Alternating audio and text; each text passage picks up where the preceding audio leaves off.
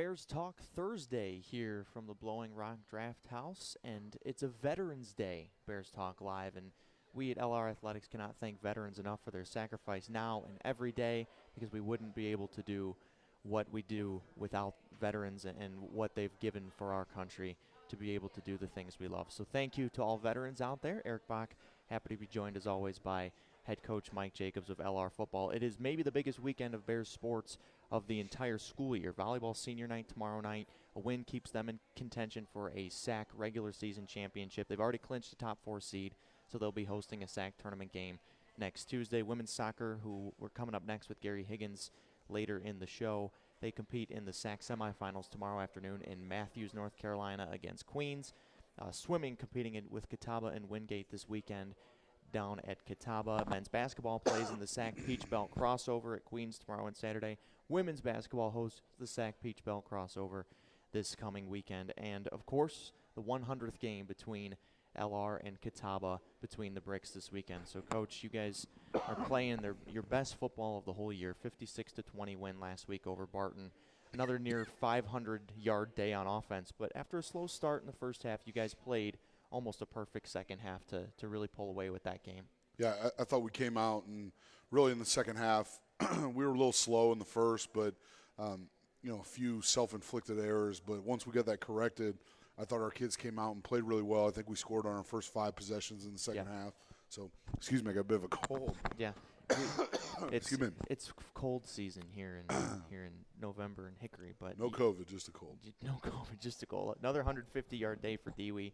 But when we talked after the game, Jadis Davis had 3 rushing touchdowns. Zaire Dillard got in the game and ran well. It sounded like when we talked that you were almost as excited for those guys as you were for Dewey. I mean, 150 yards is like just another day at the office for him at this point. Well, it's like we said after the game, we felt like it was the quietest 150 he had. Yeah. And it's not that you get used to the level of performance he has, but he's been so special. And I think that, just honoring those other guys because they work really hard throughout the week in practice. Right.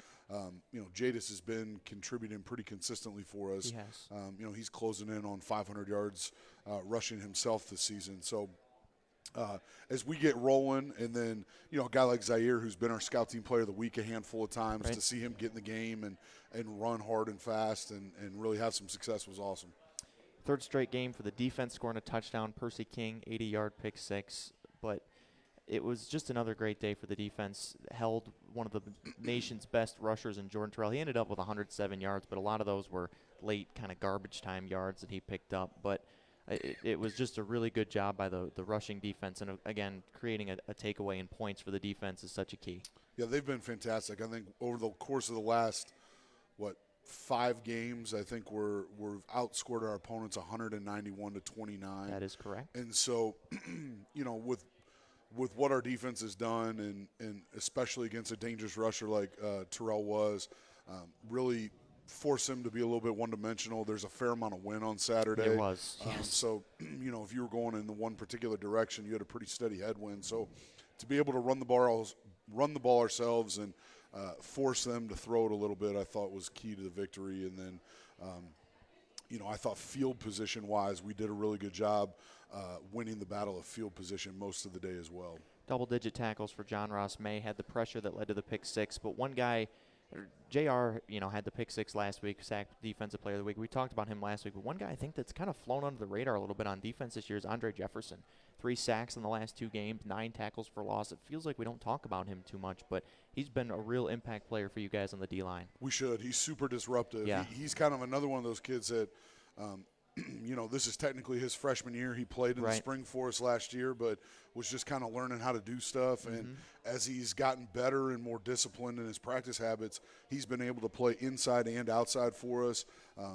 And he's super violent and physical with his hands and plays with a great motor. And I think that you're seeing those things come to fruition here a little bit for him, and he's been really disruptive for us the last few weeks. Talking about this weekend, I mean, it's a huge one. You don't have to – the 100th game with Catawba kind of speaks for itself, and it's senior day.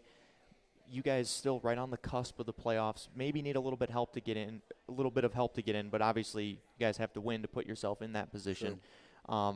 knowing all of that with the senior day, the 100th meeting, the playoff implications, does that change anything for you guys preparation-wise, or is it just kind of business as usual in the building? No, I believe anytime you play a rivalry game, you have to talk about the rivalry and acknowledge it.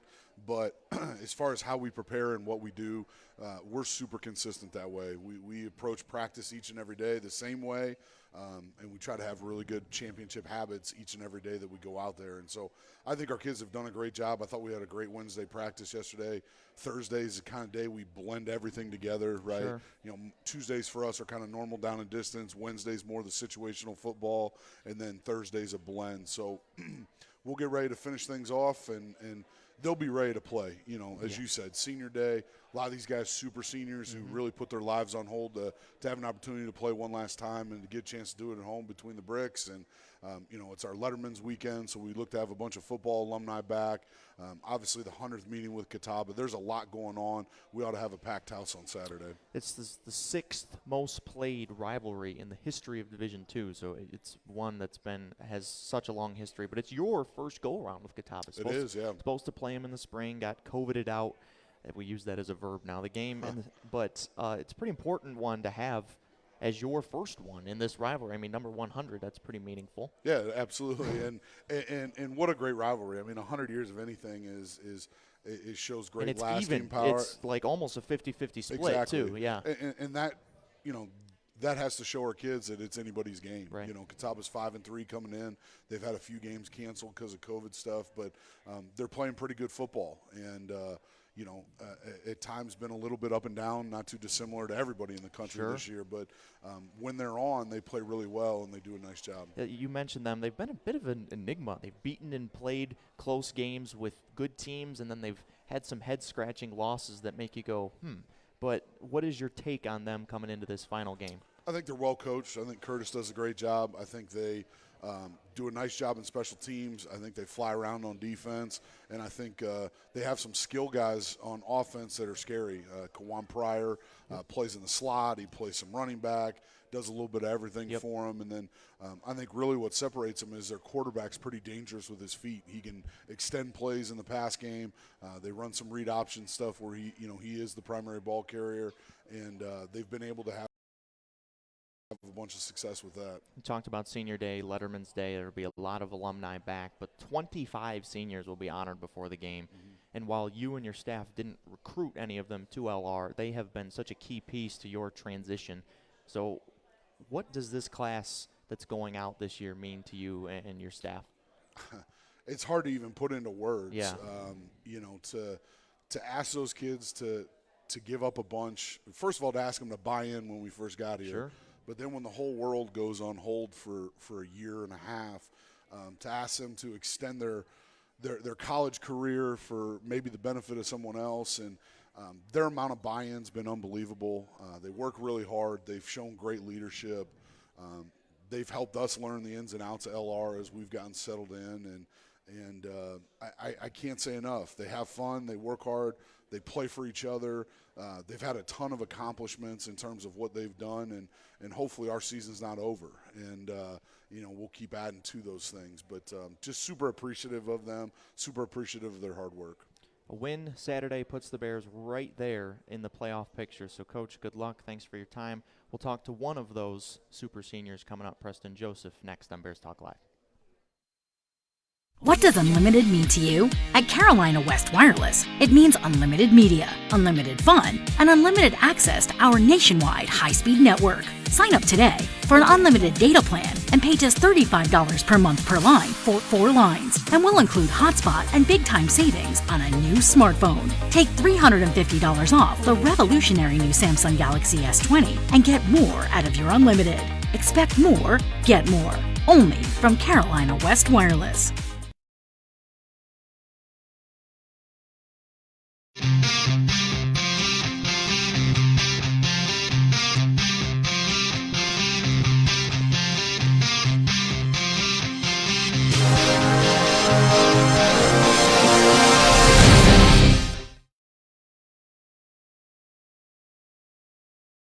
Back to Bears Talk Live, presented by J. Brown Realtors here from the Blowing Rock Draft House. Happy to be joined now by middle linebacker Preston Joseph, one of the seniors that will be honored before LR's game with Catawba this upcoming Saturday. And Preston, the leading tackler on a defense that's given up 5.5 points per game over the past 4 games.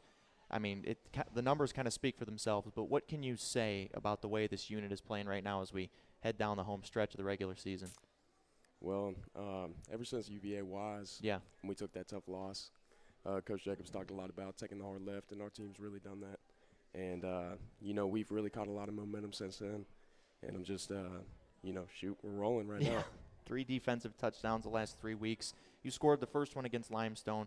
John Ross May had the one against Wingate, and then Percy King last week. But what has this run defensively been on? I mean, it's one thing to stop people. It's another to score more points than you're giving up as a defensive unit. I mean, it has to feel pretty good in that room right now. Yeah, I mean, I think that just like a lot of things are falling into place for us right now. We kind of started the season off a little bit rough, giving up some points that we didn't need to. But, I mean, we really finally started clicking together as a unit. I mean, we really run some pretty base stuff. And, I mean, we've just perfected our base stuff and also, run some blitzes on third down and, gotten lucky. Yeah. Not just lucky, but, getting rolling. The timing has been perfect with the blitzes and the pressure and all that sort of thing, though. I agree with that. But without giving too much away, tell me about your role in the defense. Like, do you, as the middle linebacker, are you aligning people? Are you making the calls? Or is it kind of a unit-by-unit thing that happens? Yeah, I mean, my role, get the guys lined up up front, get them, set right, left, get the play call in as fast as I can, but then also try to make sure that everybody is, just on their P's and Q's and, alignment and assignment, getting ready. Helps to have guys around you that have played a ton of football. Dan Luba and Amari Houston in front of you, Eric Jackson behind you. So, I mean, you got some help out there for sure with some experienced guys. But let's talk about Catawba. What have you seen from them this year? I talked with Coach about it, they've been a little hard to figure out. They play some really close games with some good teams. They've beaten a couple good teams, but then they've lost some games that kind of make you scratch your head. So what do you think, what kind of game do you expect from Catawba this upcoming weekend? Well, we're going to respect the run game. Yeah. Their quarterback's really dynamic, so, we're looking forward to trying to stop him. Their running backs have been pretty solid as well. We just got to really line up and execute, so.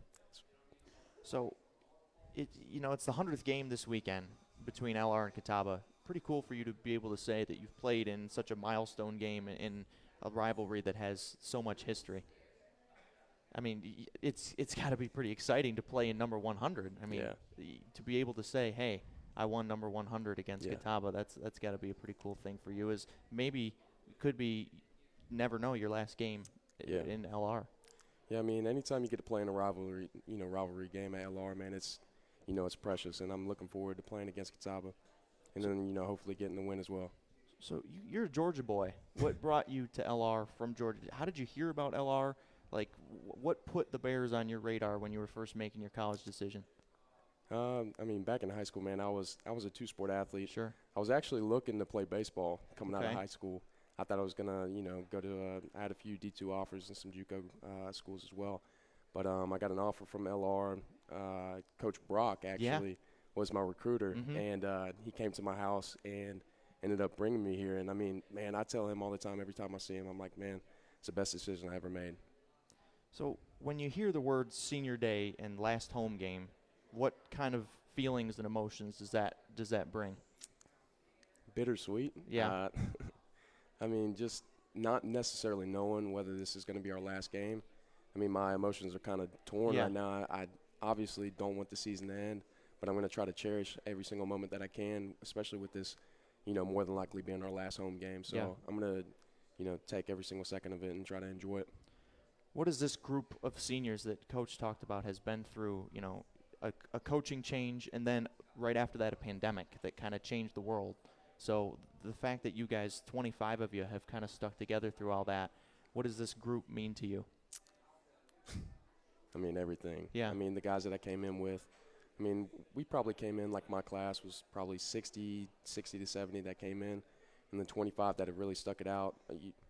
Mental toughness, just this group of guys, really just so special, man. I mean, over the past 4 years, we've won 39 games. Yeah. Coach Hardy was just bringing this up to us that, we're 2 wins away from breaking the, all-time record for a class to come in and win, a total span of games. So, I'm hoping we get to 41, but, really this group of guys, man, like, they're my family. Putting the results on the field aside, whenever your last game for LR comes, whether it's this weekend or in the playoffs sometime, what will allow you to leave with no regrets? Just going out and playing my best, and then giving my best for my teammates and trying to be a great teammate, off the field as well, not just in between the white lines, but coming off on the sideline and trying to encourage guys, but just being a great teammate, really. Preston Joseph and the Bears, number 100 with Catawba between the bricks this Saturday. Should be exciting. Preston, good luck. Looking forward to watching you. Thanks. Appreciate it. Coming up next with Gary Higgins, women's soccer head coach on Bears Talk Live. Paramount Kia in Hickory. We want to see you driving a new Kia or, hey, a quality pre-owned Kia. We've got a huge selection of new and pre-owned Kias. You got to get to Paramount Kia in Hickory, Highway 70, ParamountKia.com.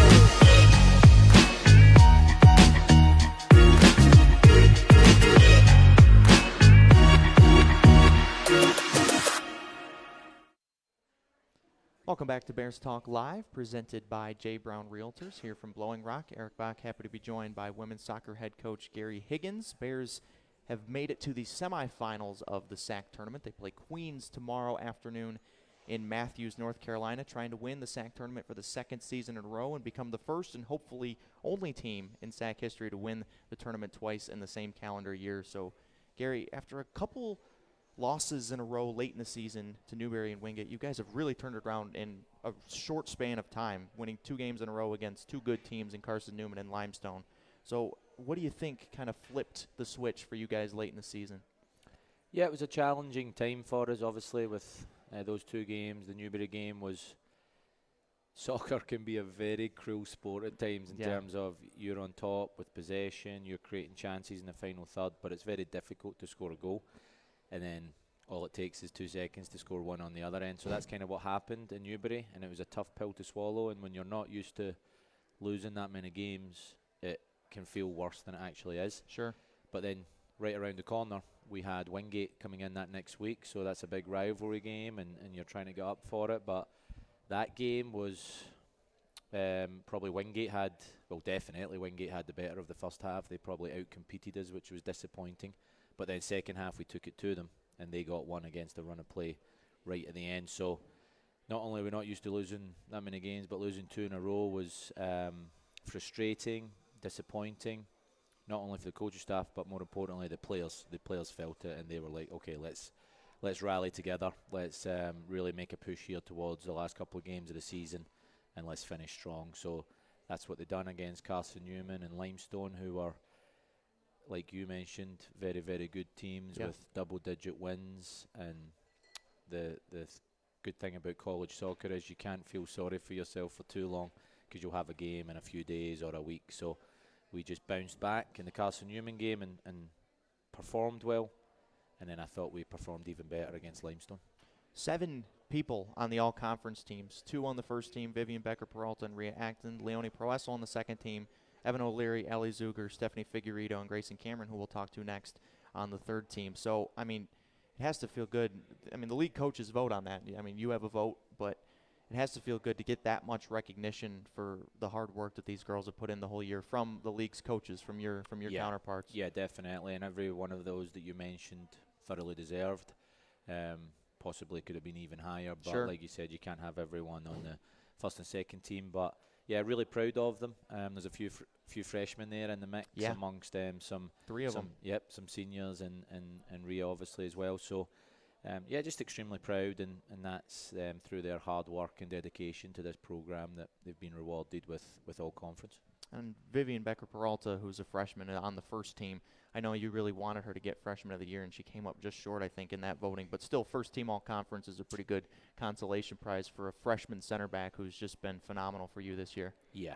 So, yeah, like you said, a little bit disappointed she didn't get Freshman of the Year, but it comes down to how well she performs and what kind of teammate she is, and she's just been a rock for us back there, and obviously a very, very talented soccer player.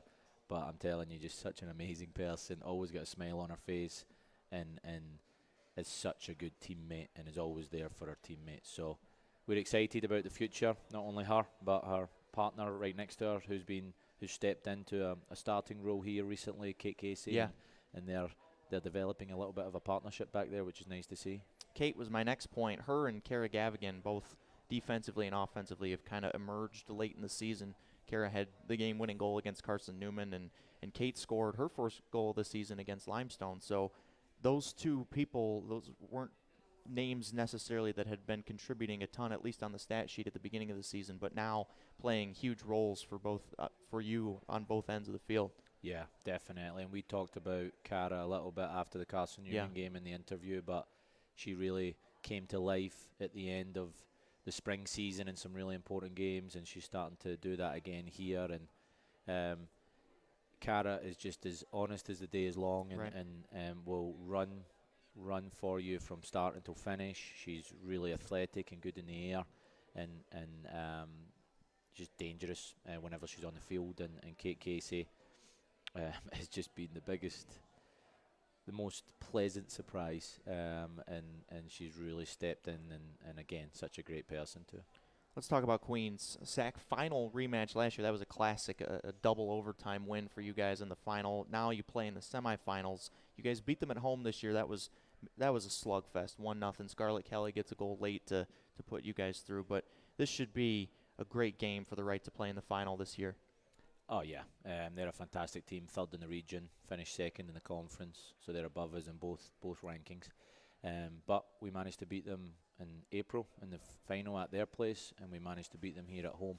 So myself and our coaching staff were talking about it a little bit earlier. They, apart from one game where they got beat off Embry-Riddle 4-0, but that was the second game of the season, 2 days after they played a difficult game against Mississippi. They've only conceded 4 goals out with that game all season long. So that shows you how well they are defensively and how organised they are from their coaching staff. Get them ready to play, and we'll be prepared for that. But we have to be ready to outrun a really, really stingy defence. But I can assure you, our players will be ready tomorrow at 2:00. What do you remember about that championship game at their place in the spring? Obviously, you remember the celebration and the win, but that was just a slugfest. Nobody scored in the first half. A goal each side in the second half, and it turned into a double overtime winner for Nev. I remember being a little bit frustrated at halftime. Yeah. Because again, it was like you said, it's a slugfest, and for us who like to play on the front foot and we like to create chances and we like to be full throttle, we don't like slugfests. You know, sometimes we get through them sometimes, but So eventually, but with our mentality and our DNA, if you keep on trying to attack and you keep on trying to find ways to break them down, it'll eventually come. And it came a little bit late that day, but we managed to get the breakthrough late on in the game to equalise, and then Nev just made sure she got on the end of that play there, and found a way to get us the win, and special moment that we'll remember for a long time.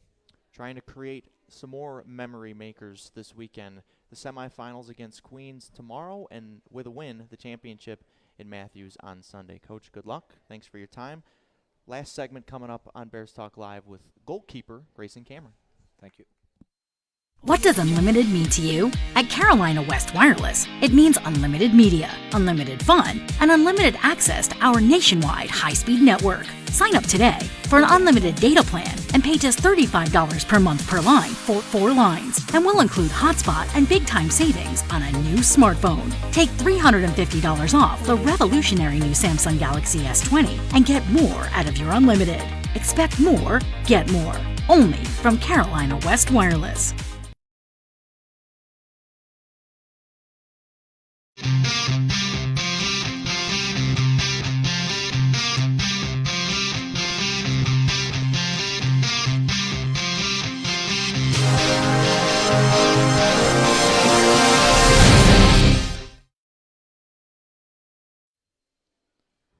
final guest today on the Veterans Day Bears Talk Live, presented by J. Brown Realtors. Happy to be joined by women's soccer goalkeeper and senior Grayson Cameron, Hickory native.